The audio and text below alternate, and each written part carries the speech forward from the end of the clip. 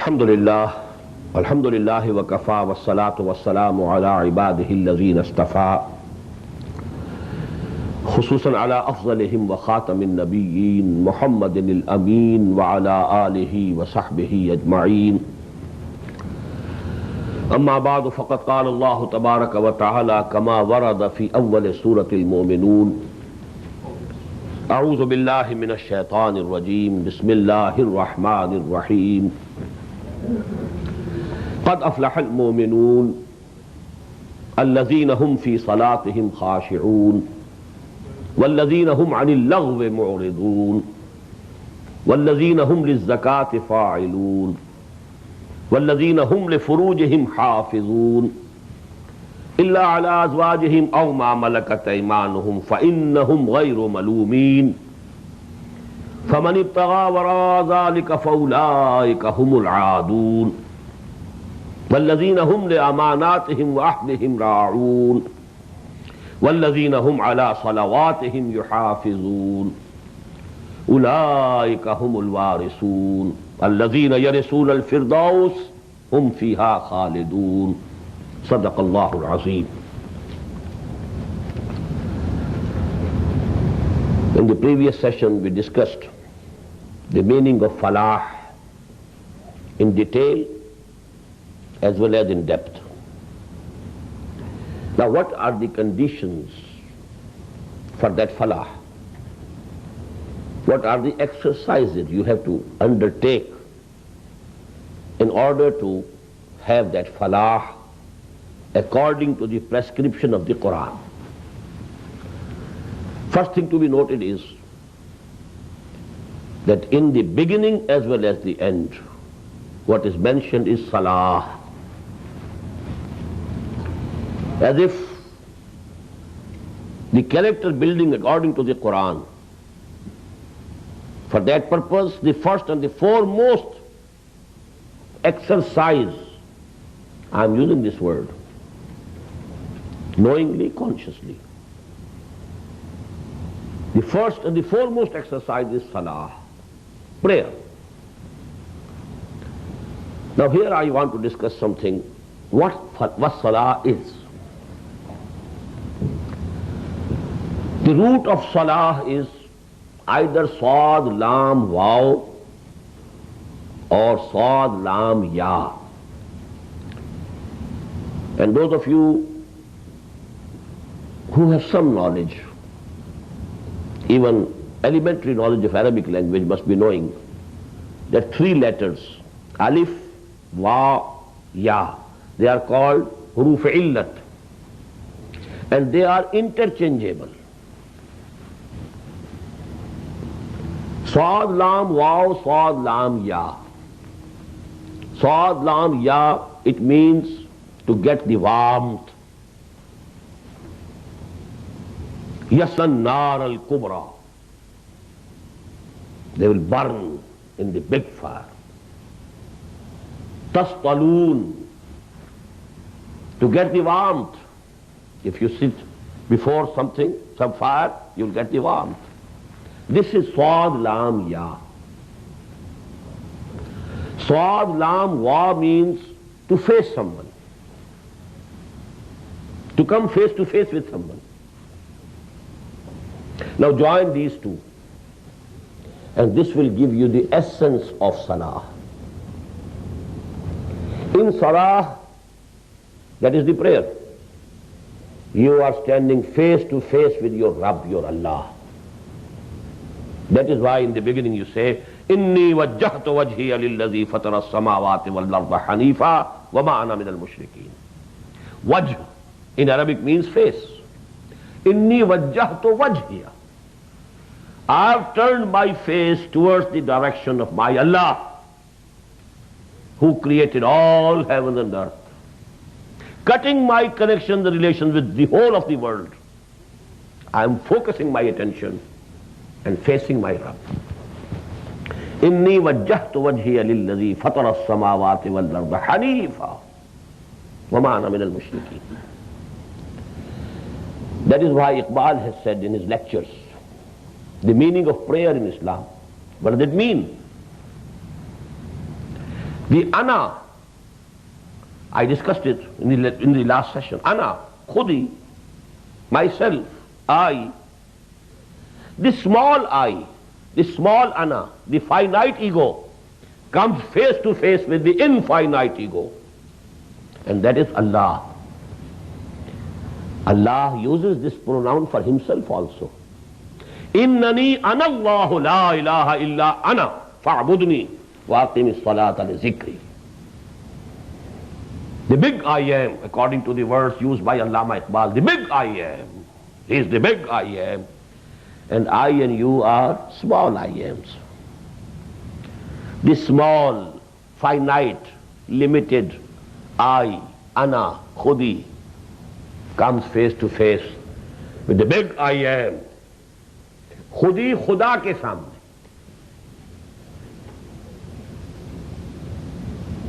That is why the Prophet said, if it is real salah, if it is coming out of your consciousness and depths of your hearts, as-salatu mi'rajul mu'mineen. This is the mi'raj, the highest ascension of a mu'min. In mi'raj, the Prophet was face to face, talking to Allah subhanahu wa ta'ala, conversation going. The same conversation goes. We studied Surah Al-Fatiha. إذا قال العبد الحمد لله رب العالمين يقول الله تعالى حمدني عبدي. Do you remember that hadith? Hadith Qudsi. وإذا قال العبد الرحمن الرحيم يقول الله تعالى أثنى علي عبدي. وإذا يقول العبد مالك يوم الدين يقول الله تعالى مجدني عبدي. وإذا قال العبد إياك نعبد وإياك نستعين يقول الله تعالى هذا ما بيني وبين عبدي ولعبدي ما سأل. And when the moment says اهدنا الصراط المستقيم صراط الذين أنعمت عليهم غير المغضوب عليهم ولا الضالين, Allah says this is هذا لعبدي ولعبدي ما سأل. This is for my bondsman and I have granted to my bondsman what he requested for. This is the munajat, this is the conversation, this is the dialogue going on between you and your Rabb. If this salah is coming out of your depths of your heart and from the conscious level of your mind, not only just repeating words, not knowing what we are saying, thinking something else, going far and wide away, thinking about some problem of your business or profession and just, doing an exercise, that is something else. Even for that you will get the reward. At least you have spent time. That time is money. You have taken some trouble, you have come out of your business. So the reward will be there, no doubt. But that's not going to be the Mi'rajul Mu'minin. And now what's the final result? The warmth comes to your spirits. When the body is dead, it becomes cold. When the ruh, we are hot-blooded animals. When we are dead, we become cold. This ruh within us gets cold when it is half dead or dead. If you want to give it the warmth of life, that will come through salah. Sad, lam, ya, to get warmth. So that is the essence of salah. Not a ritual, not a rite, not a custom. And here you see the salah from the beginning till the end. قَدْ أَفْلَحَ الْمُؤْمِنُونَ الَّذِينَ هُمْ فِي صَلَاتِهِمْ خَاشِعُونَ.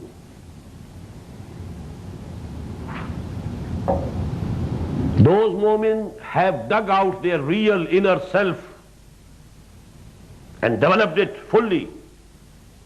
Who, number one, who are humble in their prayers, who are praying with humility. Khasha'a means to go down. Khashiyatan absaruhum.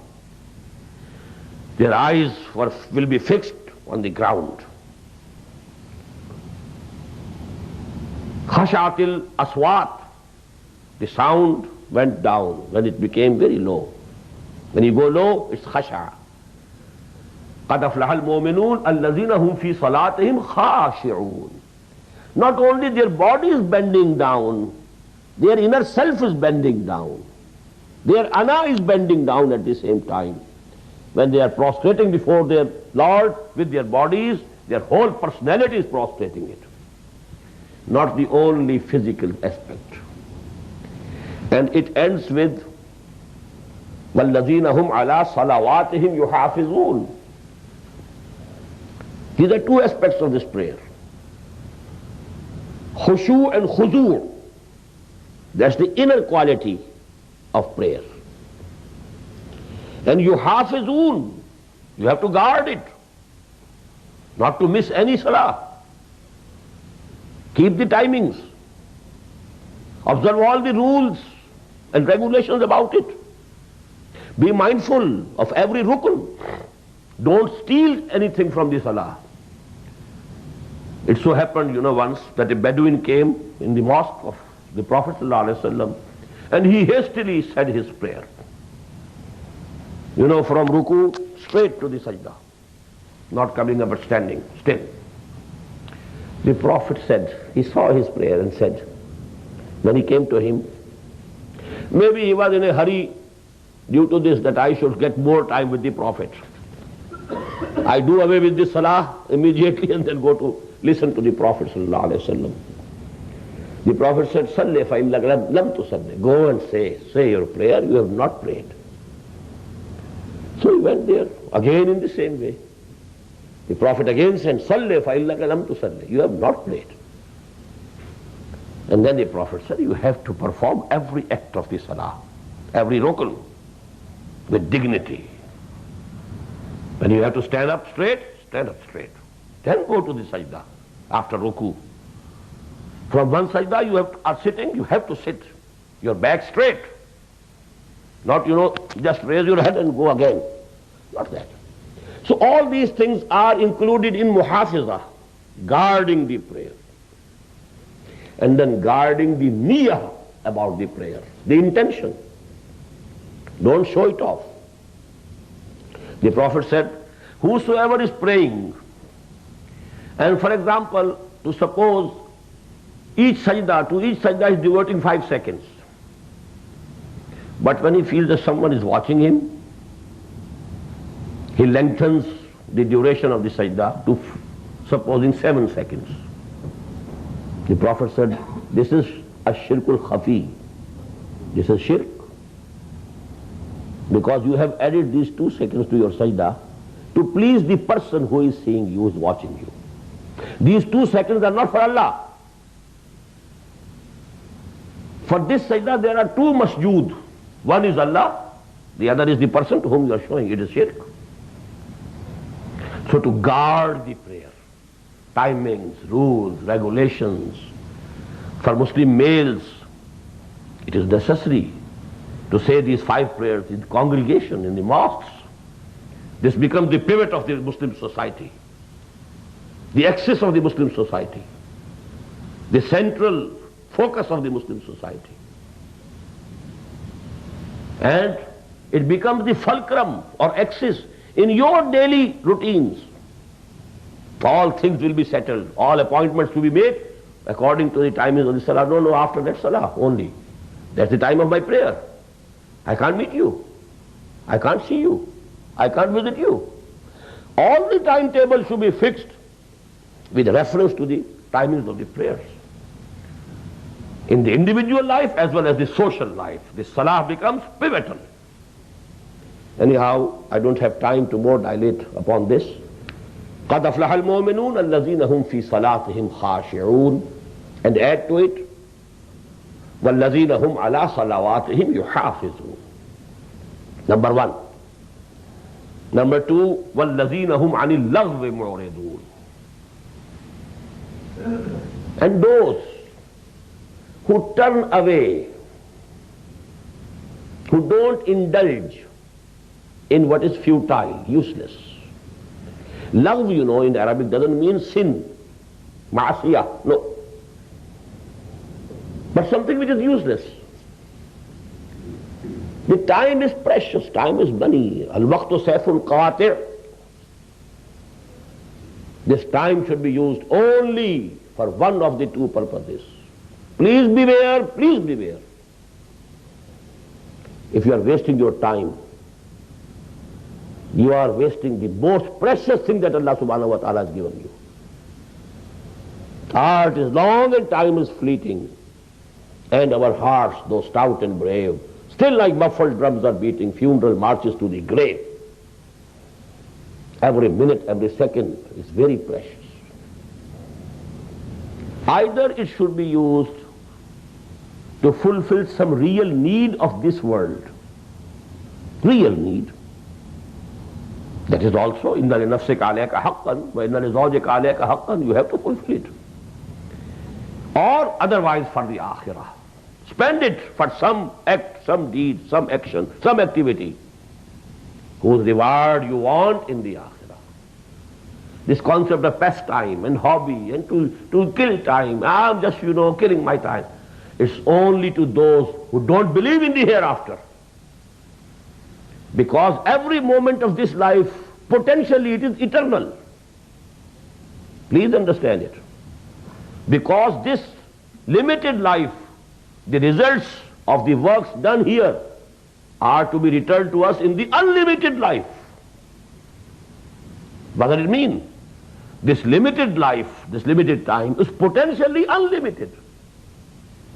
Because whatever we are earning, the Prophet said, sallallahu alayhi wa sallam, ad-dunya mazra'atul akhirah. This dunya is the farm where you have to sow something to reap in the hereafter. If you don't sow the seeds here, what will you reap in the hereafter? Mazra, farm. Ad-dunya mazra'atul akhirah. This is the farm, this is the field. Sow the seeds here, so you will be able to reap in the hereafter. So how can a moment have any minute or a second to waste, to kill? It's suicidal. To kill time is suicidal. You have very limited time. I've quoted this piece of poetry, English poetry, many a times. But today let me give you an Urdu equivalent.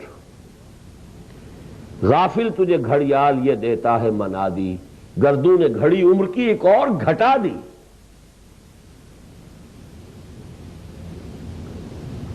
With every hour that is passing, my age is decreasing, not increasing. The rest of the time that I have to pass here has decreased by 1 hour more. Every hour, every hour. The ice is melting.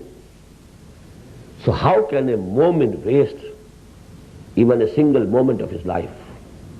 وَالَّذِينَ هُمْ عَنِ اللَّغْوِ مُعْرِضُونَ وَالَّذِينَ هُمْ لِلزَّكَاةِ فَاعِلُونَ. What is this zakah? It's very close to the concept of falah that I have already discussed. In Arabic language, tazkiyah is the action of a gardener. A gardener, when he enters his garden, there are plants which he himself has planted, whether for some fruit or for some flowers. But there is the grass growing up and weeds. They have grown themselves. Now what is the result? The nourishment which is there in the soil, it would have been exclusively available to your plant. Now this grass and the weeds are also taking part out of it. The oxygen in the air, it would have been available to the plants that you have planted yourself. Now these things also are partaking from it. So you just remove them. The gardener, he takes, some instrument in his hand and goes and, does away with all these things additional which have grown by themselves. This is tazkiyah. In Arabic literature, basically tazkiyah is the function of the gardener. Why is he doing so? He wants that the plant that he has planted should grow. He should have the maximum, energy, whatever the soil has by way of food for it. It should be available to this plant. It should grow. Not these things, weeds and grass and so on. This is tazkiyah. Now this human being is a plant planted by Allah subhanahu wa ta'ala. And he wants, he should progress. He should have all the qualities of Khalifatullah. He should become the mirror of the attributes of Allah subhanahu wa ta'ala. If Allah is forgiving, you also should be forgiving. If Allah is merciful, you also should be merciful. You must become a reflector of the attributes of Allah. Your personality should reflect Allah. The Sufiya say so. تَخَلَّقُوا بِأَخْلَاقِ اللَّهِ. Try to cultivate within your personality the same attributes that Allah subhanahu wa ta'ala has in his own personality. He is alim, try to get more and more ilm. So actually Allah wants you to grow. To grow in that or in that fashion, in that way. You are growing in some other fashion. You are unmindful of what's your position in the eyes of your Lord and Creator. So what is tazkiyah? You just get away from your personality, the things which are hampering your development in the correct direction, the bad habits to which you have given yourself. You are killing your time. You are wasting your energies. Tazkiyah means to purify your soul from the intentions which are hampering your development in the direction in which your Creator wants you to develop. And the worst obstruction in the way of that development is the love of this world and the love of wealth. So give it away, spend it for the cause of Allah. Keep spending, keep spending, keep spending. Don't try to retain it. يَسَأَلُونَكَ مَاذَا يُنْفِقُونَ قُلِ الْعَفْوَ. O Messenger of Allah, they are asking you, how much should we spend for the cause of Allah? Tell them, everything that is surplus. Give it away. Here you know that is the meaning. وَالَّذِينَ هُمْ لِلزَّكَاةِ فَاعِلُونَ. It is not the zakat, one of the modes of worship. Because with that term always you have ita is zakat. Yutuna zakata. Atu zakata. Aqimu salata wa atu zakata. Allazina yuqimuna salata wa yutuna zakata. It's ata yuti, not fa'ilun. They continue. They are continuously purifying their souls from the impurity of the love of this world and the love of wealth. That is the biggest impurity in the way of the development which your Creator wants you to pursue. وَالَّذِينَ هُمْ لِلزَّكَاةِ فَاعِلُونَ. Continuously purifying themselves. وَالَّذِينَ هُمْ لِفُرُوجِهِمْ حَافِظُونَ إِلَّا عَلَىٰ أَزْوَاجِهِمْ. Now this is the third quality, third exercise.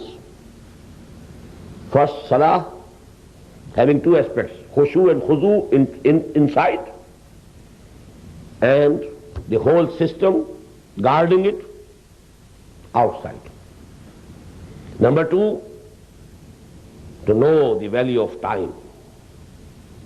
Not to kill it, not to kill even a second in any meaningless, unfruitful, futile activity. Make the best use of every minute and every second. وَالَّذِينَ هُمْ عَنِ اللَّغْوِ مُعْرِضُونَ. Number three, continuously purify yourself from the love of wealth by spending it, giving it away to the needy. ليس البر أن تولوا وجوهكم قبل المشرق والمغرب ولكن البر من آمن بالله واليوم الآخر والملائكة والكتاب والنبيين وآتى المال على حبه ذوي القربى واليتامى والمساكين وابن السبيل والسائلين وفي الرقاب. And then we found in Surah Al-Taghabun, إن تقرضوا الله قرضا حسنا يضاعف لكم ويغفر لكم ومن يوق شح نفسه فأولئك هم المفلحون. The fourth thing is, and you will find exactly these three ayat are repeated here in the same words and also in Surah Al-Maa'rij. وَالَّذِينَ هُمْ لِفُرُوجِهِمْ حَافِظُونَ. And those who control their sex organs, that is their sexual urge, the sex discipline, They guard their sex. Illa ala azwajihim, except with their wives or spouses. Azwaj, as I told you, in Arabic, it goes both ways. Wife is the zawj of husband. Husband is the zawj of wife. So Allama Muhammad Asad has used at all the places where this zawj comes in Quran, spouses, and I think it's correct. But you may say wives. Illa ala azwajihim aw ma malakat aymanuhum. Number two, the captive women whom your right hands possess and own. The captives from the jihad fi sabilillah only. These are the two only permissible modes of satisfaction of your sexual desire. Illa ala azwajihim aw ma malakat aymanuhum fa innahum ghayru malumin. For verily such people are not to be blamed at all. Here Quran is actually denying the concept of rahbaniyah, that sex is evil. No, it's a normal instinct that Allah subhanahu wa ta'ala has produced in all the animals, in all the living beings, and in humans also. You have to satisfy it, but with only through halal means and halal ways, not haram. فَمَنِ ابْتَغَى وَرَاءَ ذَلِكَ فَأُولَٰئِكَ هُمُ الْعَادُونَ. Whosoever seeks this sexual pleasure beyond these limits, then verily such people are the transgressors, aadun, who transgress the limits of the Sharia. These are the only two ways. Nowadays there's no concept of any concubines or any captive women. But Quran has not, abrogated this institution totally. Why?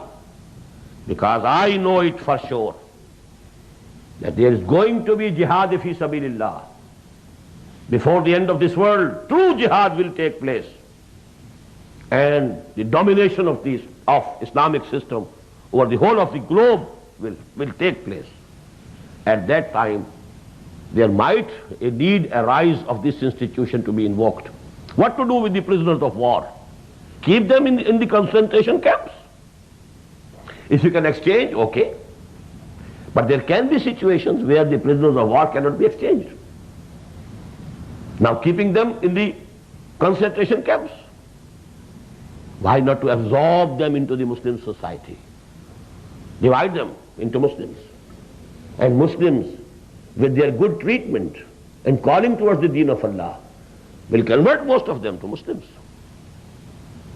And those women also, they will become, although they will not be equal in status to the wives. But if a Muslim has a concubine, and if he frees her and marries her, it's a work of high virtue, very commendable. Give her the status of your wife. Very commendable. But this institution of slavery was not abrogated by Quran. Because, to me, there's no doubt about it. There's going to be the need to invoke this institution. And that time is not very far off as far as my judgment goes. Wallahu a'lam. Number 5, وَالَّذِينَ هُمْ لِأَمَانَاتِهِمْ وَعَهْدِهِمْ رَاعُونَ. And those who guard and fulfill their trusts and pledges and covenants. We have seen this in the second lesson also. وَالْمُوفُونَ بِعَهْدِهِمْ إِذَا عَاهَدُوا. The same thing. Only the subject, context, that is different. But the same thing. So this is the 5th exercise. Fulfill your word. Inna al-ahda kana masoola. Cultivate the habit of fulfilling. There are brothers who make promises without thinking. One of the audience here, who's very dear to me, I have, cautioned him many times. When he makes a promise, I say, think about it. Not just, making a promise. Whether you will be able to fulfill it, think twice before making a promise. But if you have made one, now you have to fulfill it. Inna al-Huda kana mas'oola. Promise. You will be held responsible about your promises. The Prophet said, Iddatul mu'mini ka akhadhil kaf. The promise of a mu'min is just like you are catching his hand. He cannot go. When you have promised, you should feel that your hand is in the hand of the person with whom you have made a promise. I'll come at that time, and now just not caring about it. Only saying, as some excuses, this happened and that happened. Why did you make the promise? And this weakness is very common among people who work with their hands. A tailor, for example. Well, 2 days, 3 days, you come and your suit will be ready. And he knows he cannot do it. He has made the same promise with so many people. Making promise. In the same way, all these people, they don't want that this customer should go. When you say, well, I can't do this work before 7 days, he will go away. He will find some other tailor. You make a false promise only to retain the customer. This is very wrong. وَالَّذِينَ هُمْ لِأَمَانَاتِهِمْ وَعْدِهِمْ رَاعُونَ عَهْدٌ إِنَّ الْعَهْدَ كَانَ مَسْئُولًا. And I told you when we were studying Surah Al-Fatiha, total deen is ahd. إِيَّاكَ نَعْبُدُ وَإِيَّاكَ نَسْتَعِينُ. It's an agreement, it's a covenant, it's a mu'ahdah. Oh Allah, I will keep obeying you and I'll request help from you only. It's a promise, you have to fulfill it. That is why the Prophet said, sallallahu alayhi wa sallam, this hadith, Hazrat Anas radiyallahu ta'ala, who was a personal servant of the Prophet. The mother of Hazrat Anas, he came and said, O Messenger of Allah, this son of mine will be with you, he'll serve you. Hazrat Anas radiyallahu ta'ala, he remained with the Prophet from his early boyhood. Then he became a full adult. For 9 years he served the Prophet. قَلَّمَا خَطَبْنَا رَسُولُ اللَّهِ صَلَّى اللَّهُ عَلَيْهِ وَسَلَّمَ إِلَّا قَالَ لَا إِيمَانَ لِمَنْ لَا أَمَانَةَ لَهُ وَلَا دِينَ لِمَنْ لَا عَهْدَ لَهُ.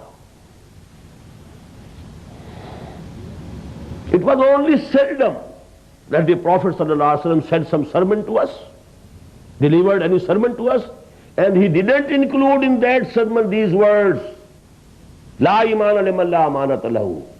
The person who is not trustworthy, he has no iman.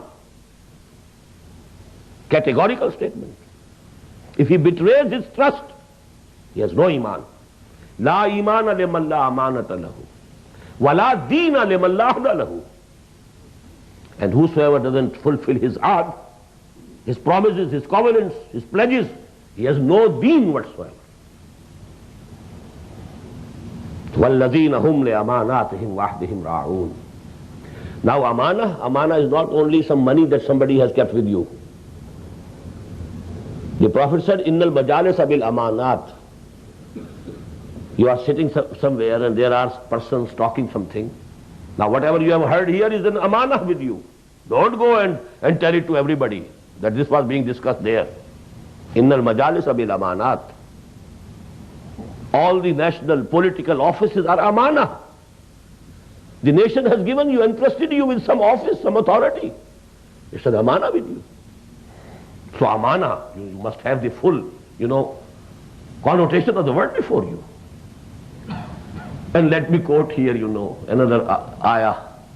The biggest amana with me and with you, what is it? That spirit of Allah.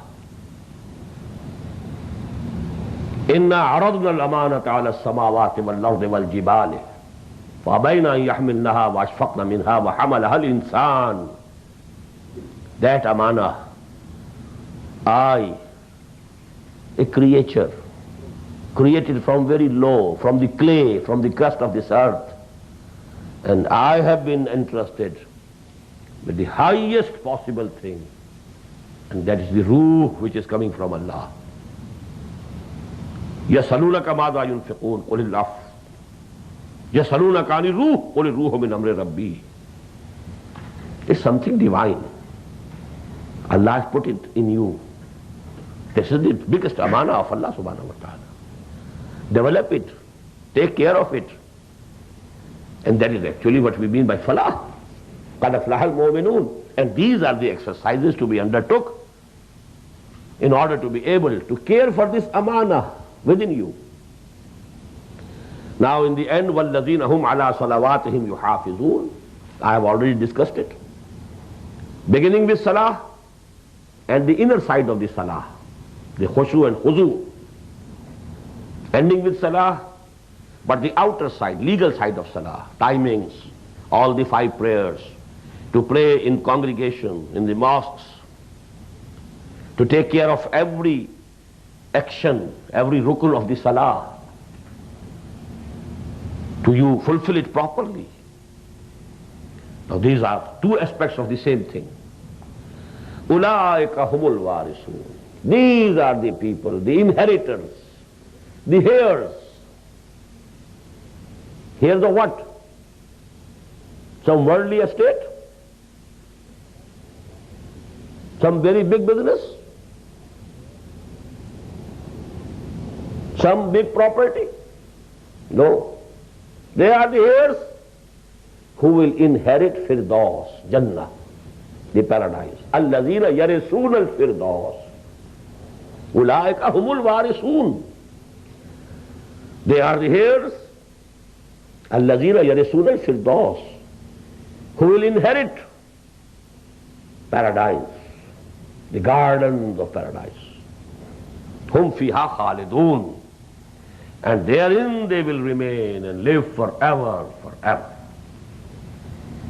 These are the 11 ayat which gave you 5 basic foundations of character building in Islam, according to the Qur'an. Now we turn to the second passage. We have just discussed the first 3 ayat.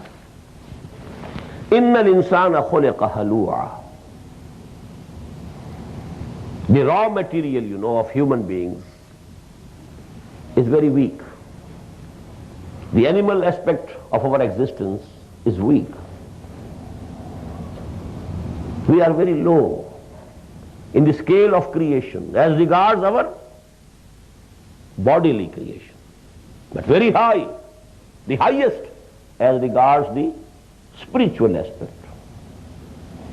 Inna al-insana khuliqa halu'a idha massahu ash-sharru jazu'a wa idha massahu al-khairu manu'a illa al-musallin. This weakness can be overcome only by those who fulfill these conditions, who take to these exercises. I am again using the word exercise. I told you, just as the wrestlers and the boxers and the bodybuilders, they have to take strenuous exercise. Every player. The stars who shine, in different fields of play and game, how hard they work. The athletes. So if to build these muscles and this outward body, you need such strenuous exercise, how can it be possible that you can build your inner personality, yourself, the inner self, the spiritual aspect of your existence, your khudi, ta'mir-e khudi, without any exercise? These are the exercises. Illa al-musallin.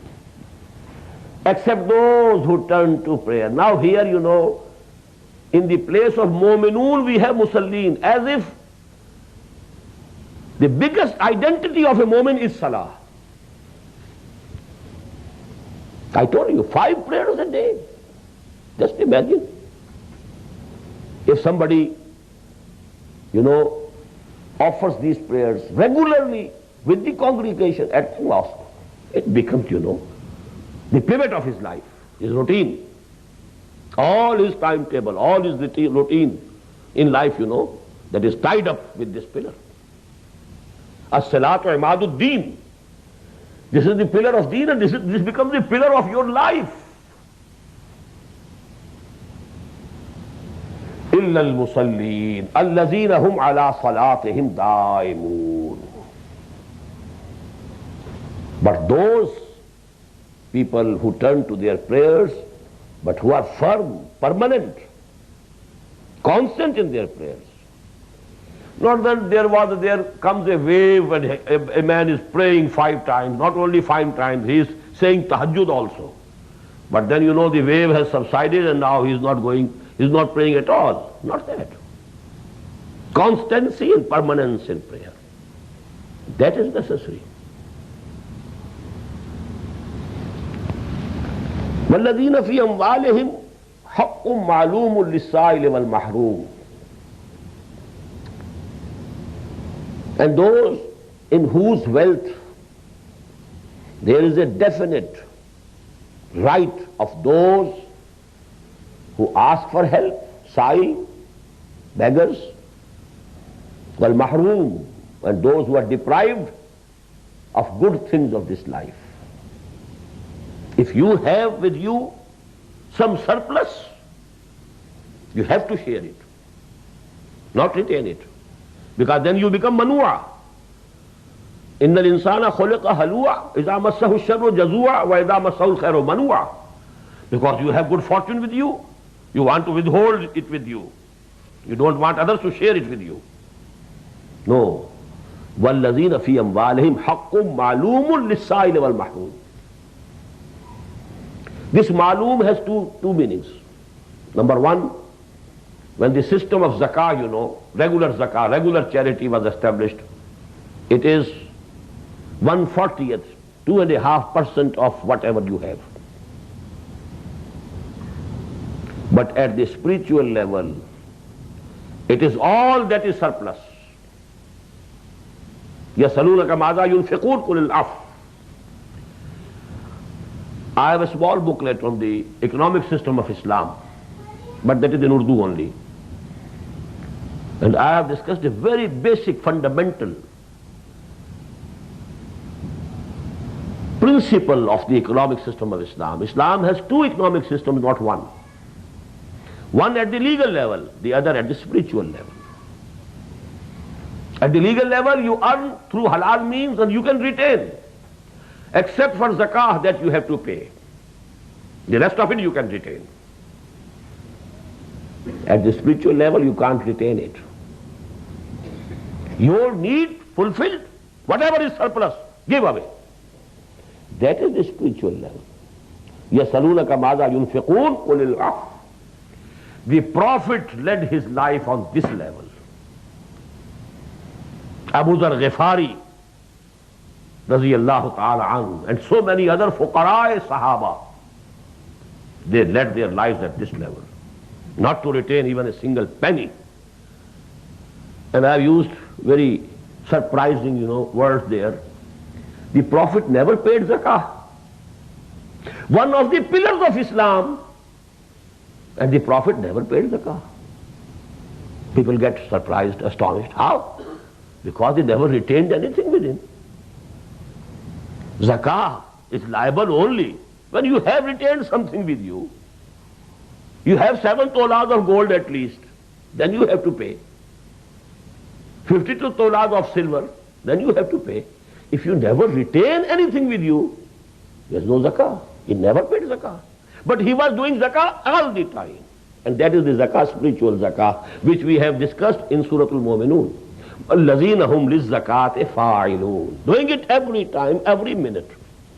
Whatever is surplus, give it away. A very interesting event happened in the house of Hazrat Aisha Siddiqa radiyallahu ta'ala anha. A goat was sacrificed. All the meat was distributed among the poor. Ashabu Sufa, they were there in the mosque. There was no need of going far away to distribute to the poor. Only one shoulder, it was retained. Because Al-Mominun Hazrat Aisha Siddiqa knew that the Prophet very much cherishes, likes this flesh of the shoulder. When the Prophet came, he asked, what was left? Ma baqiya minha, of that goat, what was left? The answer was, nothing was left, except a shoulder that I have retained. And then the Prophet said, all of the goat has been left and saved, except this shoulder which we shall consume. Whatever has been given in the cause of Allah, in the way of Allah, it is saved. It has become eternal. What we shall consume, it is consumed. So the saving, the concept of saving is absolutely revolutionized. Whatever you are giving for Allah, it is saved. It is this saving. Not what you are retaining with you. It's not the saving. Well, the whole banking system goes. It all depends on saving. Why do you save? Give to the poor. And if you give it to the poor, the purchasing power of common man will increase. And the whole economy, you know, it will become faster. Now, وَالَّذِينَ هُمْ لِلزَّكَاةِ فَاعِلُونَ. Against that we have here, وَالَّذِينَ فِي أَمْوَالِهِمْ حَقٌّ مَعْلُومٌ لِلسَّائِلِ وَالْمَحْرُومِ وَالَّذِينَ يُصَدِّقُونَ بِيَوْمِ الدِّينِ وَالَّذِينَ هُمْ مِنْ عَذَابِ رَبِّهِمْ مُشْفِقُونَ إِنَّ عَذَابَ رَبِّهِمْ غَيْرُ مَأْمُونٍ. And those who believe in the day of judgment, day of rewarding, they have deep faith, they testify. And those who keep fearful, keep trembling from the idea of the punishment of their Lord. Inna azab rabbihim ghayru ma'moon. And verily, surely, definitely, the punishment of their Lord is nothing that somebody can feel secure about. You have to be fearful. It's really such that one should remain fearful of that punishment. Now just see, is there anything corresponding to these 3 ayat in that 11 ayat of Surah Al-Mominun? Place that please, Surah Al-Mominun.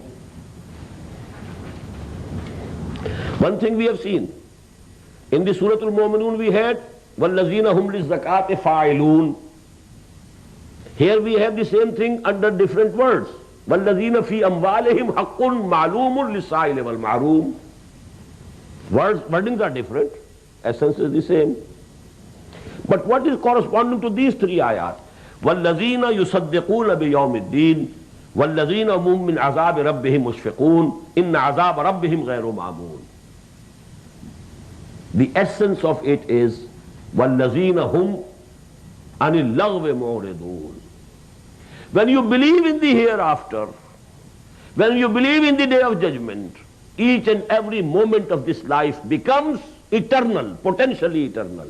You take care of it. As you say, catch the time by the forelock. Don't let it go. Use it. Either for any need of this worldly life or for gaining anything hereafter. So actually the essence should be this. That with your time here, you buy akhirah. This is your currency.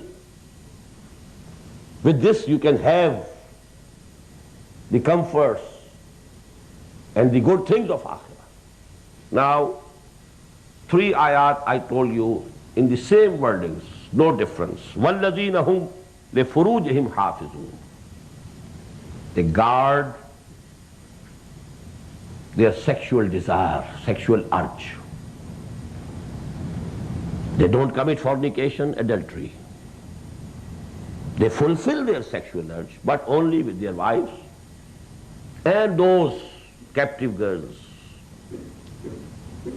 whom their right hands own.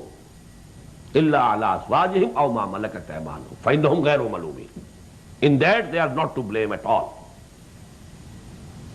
This is permissible, this is halal. Sex is not haram. That is why the Prophet said, An-nikahu min sunnati. This is my sunnah. And it is not right by Islam to remain without marriage. It has been ordained in the Qur'an, commanded expressly, in express words, Ankihul ayama minkum. You make the widows and the widowers among you marry. Force them to marry. If one is remaining without marriage, he or she is a potential danger to the morality of the society. Because the sexual urge is there. Who can deny it? You believe that Freud is the biggest psychologist? And he says that sex is the biggest and the most potent urge in man. Man as well as women. Most potent. We don't agree with him. But people who believe in him, who take him to be the biggest psychology, father of modern psychology, he says it's the most potent urge in man. And then you take it lightly. Whosoever is without marriage is a potential danger to the morality of the society. That's why the Prophet said, make haste in getting your sons and daughters married. If they go astray only because you have not arranged for their marriage, you will be to be blamed. The burden of their sin will come on you. This is just to the contrary of what is our practice today. Boys going to the age of 35 and 40 and then marrying. Girls 30 marrying. Very wrong. Ankehul ayaman. Ankehu is fele amr, imperative. Ankehul ayama minkum. Ayama goes both ways. The widows and the widowers, both. Make them marry. If it can be done, they should be forced to marry. You know, it's a very interesting event of the life of Shah Ismail Dehlvi, rahimahullah, the grandson of Shah Waliullah Dehlvi. When he decided to say a sermon in the Jame Mosque of Delhi, the famous Alamgiri Mosque built by Aurangzeb Alamgir, and he remembered that his own elder sister was without marriage, a widow. She was very old. But he went to her. Oh, my sister, I have to say this sermon tomorrow. On this ayah, Ankihul ayama minkum. What will people say? That your own sister, she remained without marriage after being widowed? Please, please, for God's sake, accept marriage. And she cried, in this old age of mine, you are proposing for me to marry? And he again requested, and she married. And then he said the sermon. That is actually the way you should do. Look to yourselves and your houses and your families first. And then take the courage of saying something to others. So actually, this is the command of Allah subhanahu wa ta'ala. Ankihul ayama minkum. فَمَنِ ابْتَغَى وَرَاءَ ذَلِكَ فَأُولَٰئِكَ هُمُ الْعَادُونَ. But you know, whosoever wants this sexual pleasure beyond these limits, well, he is a transgressor, no doubt. He is to blame. He will be punished. But within these limits, there is no blame to a person. People, because they blame, oh, he is so old, and now he is going to marry. Why? But this is against, you know, the teachings of our deen.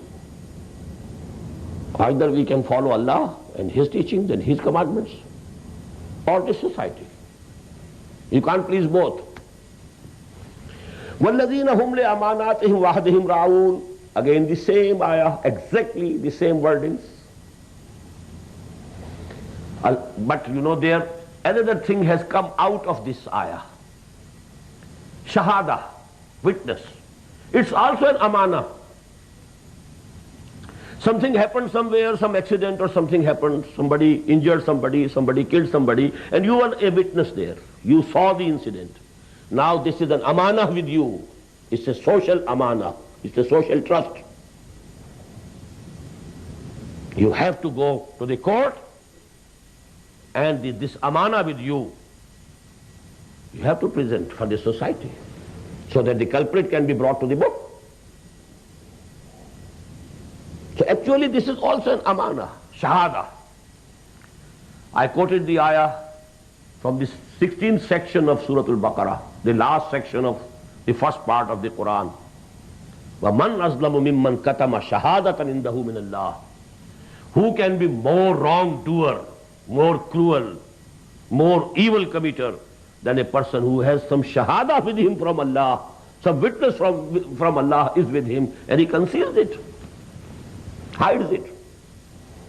وَمَنْ أَظْلَمُ مِمَّنْ كَتَمَ شَهَادَةً عِنْدَهُ مِنَ اللَّهِ وَمَا اللَّهُ بِغَافِلٍ عَمَّا تَعْمَلُونَ وَالَّذِينَ هُمْ بِشَهَادَاتِهِمْ قَائِمُونَ.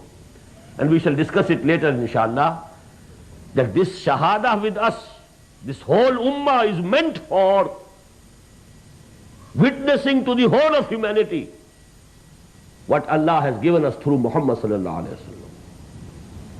Why have we been made into an ummah? وَكَذَلِكَ جَعَلْنَاكُمْ أُمَّةً وَسَطًا لِتَكُونُوا شُهَدَاءَ عَلَى النَّاسِ وَيَكُونَ الرَّسُولُ عَلَيْكُمْ شَهِيدًا.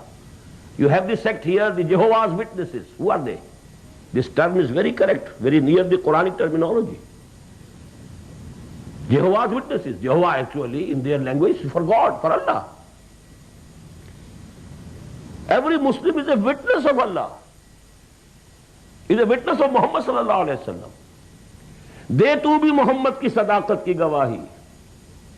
And this gawahi, this witnessing, we have to give through our words, spoken word, through our deeds and actions and behavior and attitude in life. And we have to present this witnessing of Allah and His Deen, His Messenger, at the personal level, individual level, as well as the collective and social level. Show to the world at large, this is Islam. Establish Islam in some one country in the world at least, and then call people, come and see, this is Islam. This is Islamic state, this is Islamic society, this is Islamic economics, this is the social structure of Islam. This is the society which has been cleared of all the social evils according to our concepts and standards. This is a society where we have cultivated and promoted all the social goods, social values, according to our teaching and our standards. Come and see. See for yourself. Can we present? And if we are not, Man azlamu mimman katama shahadatan indahu min Allah. Who is more wrongdoer than those who are hiding a shahada? This deen is a shahada with us. It's a witness. It's a trust. وَالَّذِينَ هُمْ لِأَمَانَاتِهِمْ وَعْدِهِمْ رَاعُونَ وَالَّذِينَ هُمْ بِشَهَادَاتِهِمْ قَائِمُونَ. They stand on it, they stick to it. They are firm on it. وَالَّذِينَ هُمْ عَلَى صَلَاتِهِمْ يُحَافِظُونَ. Again, the same. The last there was also ala salawatihim. That's the only difference. Here it is singular, there it was plural. وَالَّذِينَ هُمْ عَلَى صَلَاتِهِمْ يُحَافِظُونَ. Who guard their prayers. أُولَٰئِكَ فِي جَنَّاتٍ مُكْرَمُونَ. These people will be honored in the gardens of paradise. May Allah include us all among them. Now that chart, comparative study. Let's go through قَدْ أَفْلَحَ. Corresponding to قَدْ أَفْلَحَ, إِنَّ الْإِنسَانَ خُلِقَ هَلُوعًا إِذَا مَسَّهُ الشَّرُّ جَزُوعًا وَإِذَا مَسَّهُ الْخَيْرُ مَنُوعًا. To overcome this weakness in our creation, bodily creation, we have to undergo this strenuous exercise of building of character. Al-Mominun against Musallin. Now, الَّذِينَ هُمْ فِي صَلَاتِهِمْ خَاشِعُونَ الَّذِينَ هُمْ عَلَى صَلَاتِهِمْ دَائِمُونَ وَالَّذِينَ هُمْ عَنِ اللَّغْوِ مُعْرِضُونَ. It is later on. Just follow the arrow. وَالَّذِينَ يُصَدِّقُونَ بِيَوْمِ الدِّينِ وَالَّذِينَ هُمْ مِنْ عَذَابِ رَبِّهِمْ مُشْفِقُونَ إِنَّ عَذَابَ رَبِّهِمْ غَيْرُ مَأْمُونٍ وَالَّذِينَ هُمْ لِلزَّكَاةِ فَاعِلُونَ. Follow the arrow. وَالَّذِينَ فِي أَمْوَالِهِمْ حَقٌّ مَعْلُومٌ لِلسَّائِلِ وَالْمَحْرُومِ. Then the three ayat exactly the same. وَالَّذِينَ هُمْ لِفُرُوجِهِمْ حَافِظُونَ إِلَّا عَلَى أَزْوَاجِهِمْ أَوْ مَا مَلَكَتْ أَيْمَانُهُمْ فَإِنَّهُمْ غَيْرُ مَلُومِينَ فَمَنِ ابْتَغَىٰ وَرَاءَ ذَٰلِكَ فَأُولَٰئِكَ هُمُ الْعَادُونَ. Again one ayah the same. وَالَّذِينَ هُمْ لِأَمَانَاتِهِمْ وَعَهْدِهِمْ رَاعُونَ. But additional aspect of amana, وَالَّذِينَ هُمْ بِشَهَادَاتِهِمْ قَائِمُونَ. And the ending, أُولَٰئِكَ هُمُ الْوَارِثُونَ الَّذِينَ يَرِثُونَ الْفِرْدَوْسَ هُمْ فِيهَا خَالِدُونَ أُولَٰئِكَ فِي جَنَّاتٍ مُكْرَمُونَ. The best and the most shining example of Al-Qur'an يُفَسِّرُ بَعْضُهُ بَعْضًا. بارك الله لي ولكم في القرآن العظيم ونفعني وإياكم بالآيات والذكر الحكيم.